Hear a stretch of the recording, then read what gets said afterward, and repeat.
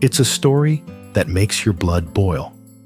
The image of a homeless veteran shivering on the street while a newcomer to this country is reportedly handed the keys to a luxury hotel suite. It feels like a betrayal, but is it actually happening? This narrative is everywhere. You hear it at rallies, you see it on your feed. The idea is simple and devastating. Immigrants get prioritized over U.S. military veterans. But outrage isn't evidence. We wanted to know if the math actually adds up. So, we opened the federal ledgers to find the truth. In the next few minutes, we're going to ask the hard questions. Is the Department of Veterans Affairs, the VA, really losing money to immigration programs? Do refugees actually get more cash than wounded warriors? And most importantly, who is actually funding the safety net our veterans rely on? The answers might completely change how you see this debate. Just a quick reminder, if you appreciate this in-depth content, please take a moment to like and subscribe. It helps us bring you more. Now, on with the story. Let's start with the loudest claim. In late 2024, we heard politicians allege that illegal immigrants are living in 17th floor suites, while veterans get nothing. Think of it, we have veterans lying on the street, squalid, lying on the street, sometimes freezing, sometimes it's hot, it's summer, and they're looking at people just came into our country, and they're going up to the 17th floor of their suite. How crazy has our country become? Senator Tommy Tuberville doubled down, claiming migrants waltz across our open border to steal health care meant for soldiers. It's a powerful image, but legally, it is impossible. Here is the reality the viral posts ignore. There is a massive eligibility firewall in U.S. law. Undocumented immigrants, they get $0 in federal welfare. No SNAP, no Medicaid. They are legally barred. Even legal residents with green cards face a strict 5-year waiting period before they can access most safety nets. But what about refugees? You've seen the posts claiming they get thousands in welcome money. We checked the State Department's 2024 data. The resettlement grant is roughly $2,400, but most of that money isn't even received in cash. That money goes directly towards rent, furnishings, food, and clothing, as well as paying the agency's staff for administrative and case management services. It is not a blank check for a luxury lifestyle. It is a strict budget for basic survival that barely covers the essentials. Now, compare that to the Veterans Disability Benefit. In 2024, the average disability compensation was about $2,120. Not once, but every single month for life. $2,400 one time versus $2,100 every month. There is no comparison. We are curious. Have you ever seen a post claiming immigrants get bonus checks? Let us know in the comments where you saw it. So, the individual check is smaller, but critics argue that the total cost of immigration is draining the VA's budget. They say we are diverting funds. Let's look at the actual bank accounts.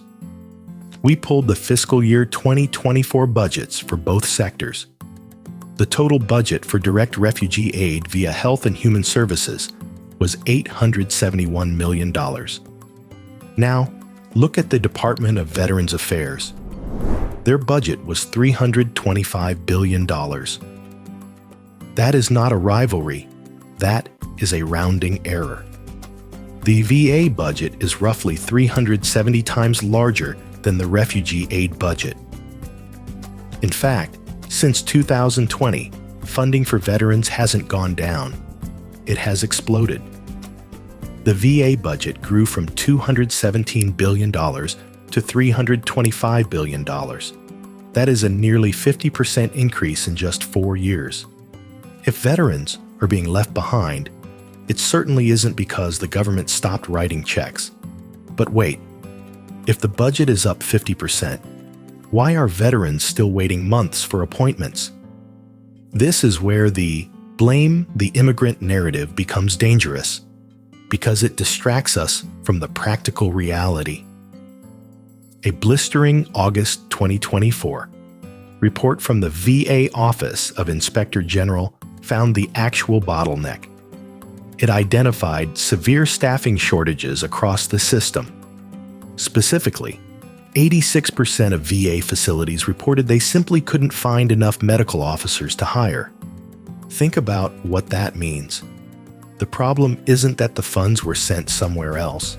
The problem is that there aren't enough doctors and nurses to treat the patients. Blaming immigration for a labor shortage is a distraction. It stops us from having the necessary discussion on how to solve the real problems. And speaking of solutions, to protect that massive VA budget for the future, we need a growing tax base to sustain it. This is where the economic data completely flips the script. The Congressional Budget Office released a report in 2024 projecting that the recent surge in immigration would actually reduce the U.S. federal deficit by roughly $900 billion over the next decade. How? Because immigrants are working. They are projected to generate $1.2 trillion in additional federal revenues. Think about that. That $1.2 trillion isn't being stolen from the Treasury. It's being added to it. That is the revenue that ensures Social Security remains solvent and that the VA checks keep clearing. Immigrants aren't cutting the line. They are helping to fund the line. Finally, we have to dismantle the most painful part of this myth, the idea of us versus them. The data shows that they are often us. As of recent counts, nearly 731,000 U.S. veterans were born outside the United States. These are men and women who swore an oath to defend a constitution they hadn't even fully benefited from yet. The VA Secretary, Dennis McDonough, put it best. The mission is to serve all veterans, no matter who they are, where they are from, or the status of their citizenship. When we pit immigrants against veterans, we are often attacking the soldier standing right next to us. So, does the myth that immigrants are prioritized over veterans hold up? The verdict: that is completely false. The financial gap is massive in the veterans' favor. The legal barriers for immigrants are strict. And the economic reality is that immigrants help generate the funds our heroes rely on. We don't have to choose between compassion and gratitude. We can, and we do, have both. Attorney Chris M. Ingram encapsulates this perfectly. Immigrants don't prioritize over veterans. They stand alongside them, often as fellow service members, enriching the support framework that honors sacrifice and builds a grateful nation. In this video series, attorney Chris M. Ingram and his team are debunking false narratives to raise awareness about the positive impact immigrants have always had on making America great. We'd love to read your thoughts in the comments below, so stay tuned for our next video where we take on another immigration myth.